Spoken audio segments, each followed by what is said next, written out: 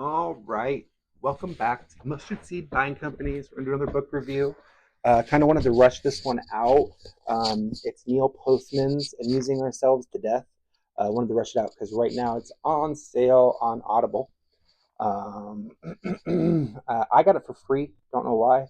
I texted it to my friend and said, "Hey, it's free." And he goes, "Hey, it's $2 for me, but I'm gonna buy it anyway." So it might be $2 for you. It might be free. Don't really know why. But I picked this up at Goodwill, as we do, for $1 or two, $1.50. Could you buy 6 books for $1.75 or whatever? But it's super important. Uh, the book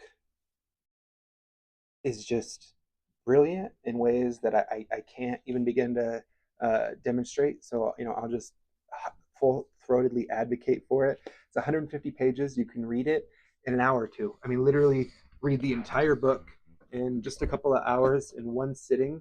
I am going to read my Goodreads review,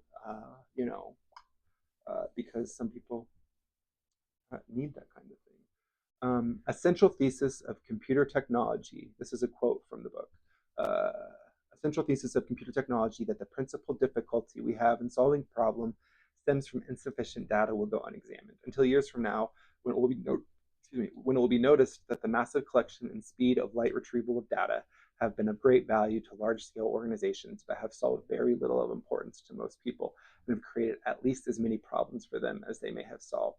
An indictment of the internet age, all of its products, and all of its winners in one paragraph. This is me now, from a guy who didn't know what the internet was. I'm going to go back to that quote. Years from now, when it will be noticed that the massive collection and speed of light retrieval of data have been of great value for large scale organizations that have solved very little importance to most people and have created at least as many problems for them as they may have solved. This is true. Like 20, there's that Insider Facebook book that came out last year. I think I might have a copy of it downstairs. And she goes into this idea, terrible people or inconsiderate people or whatever that thing's called. She goes into this idea that Mark Zuckerberg couldn't get heads of state attention at one point in his career, and 10 years later he was ignoring them. He was ignoring Justin Trudeau, the Prime Minister of Canada. Elon Musk ignores Congress. These men think that they are more powerful than our government, and that's because we have let them. This book's an indictment of the internet age, all of its products and all of its winners in one paragraph from a guy who didn't know what the internet was. That's me. At 40 years old, this book is poignant and brilliant in a way that few are. It forced me to consider the hypothesis that the format of a message impacts the content of the message. Everybody knows this. It's an intuitive thing when you read a book versus getting a movie adaptation of the book. There's a massive difference in themes and storytelling. Right now, I haven't seen the Odyssey yet, but I have read the Odyssey a couple of times, and I just intuitively understand that that's a book that's very difficult to adapt into a movie. And the way that my understanding of the movie was adapted is that it's a very narrative focused, it's a very cinematography based thing, and that's great, but it does alter the message. Uh, when you're familiar with the property, that's sometimes it hurts to go and watch it again. Transitioning, the last Airbender from TV to movie was, tragic. Transitioning it from TV to TV has been difficult at best. Yeah, so that's that. I'm gonna keep on to this book. Um, at 40 years old, this book is poignant and brilliant in a way that few are.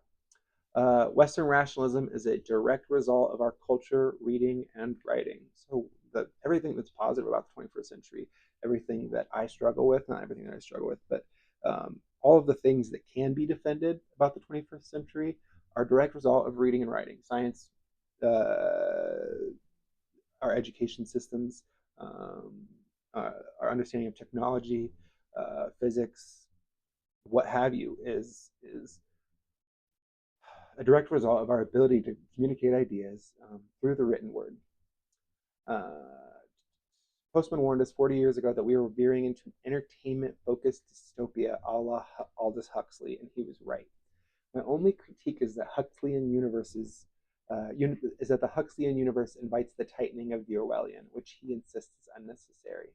Huxley's boiling frog dystopia leaves no space for human enlightenment, whereas a combination of the two forms of control, surveys and circuses, does the job most effectively. What I'm saying there is that we we get both. We get TVs that watch us. It's not just TVs. It's TVs that watch us. They were expensive until they figured out how to make them, point cameras at us. Big Brother watches you while K-pop girls dance on the screen, sort of thing, or exactly the situation we're all in. In 2025, we have short-form videos on every platform, making the problem of focus even worse.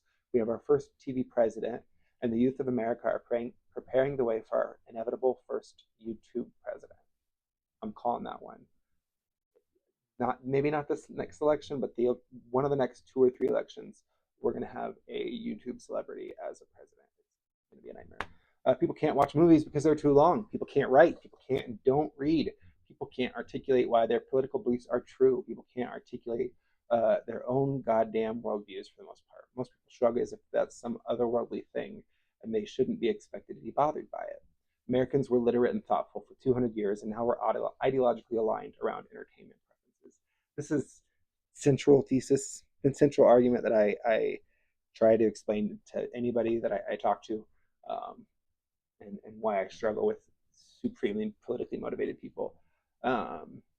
Most people are ideologically aligned along entertainment preferences because the medium affects the messages, because politics became entertainment, because we discarded candidate after candidate, qualified candidate after candidate because of gaffes, because we decided to follow the most amazing people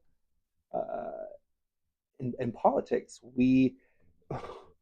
That has had a complete deleterious effect on society. It really is like idiocracy.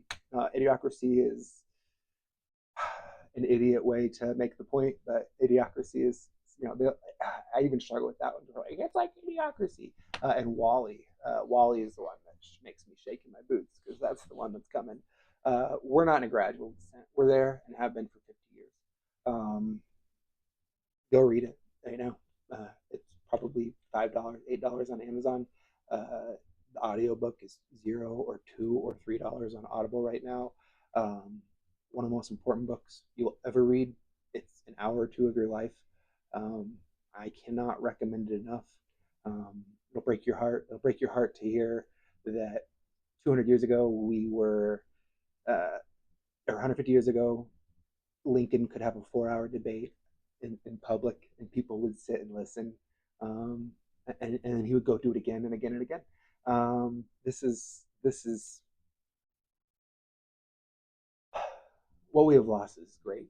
And this book points straight at it, and it does it in a way that is accessible for the people who have been lost to the sickness. So can't recommend it enough. Haven't listened to the audiobook, but I'm sure it's great. Yeah, go get it.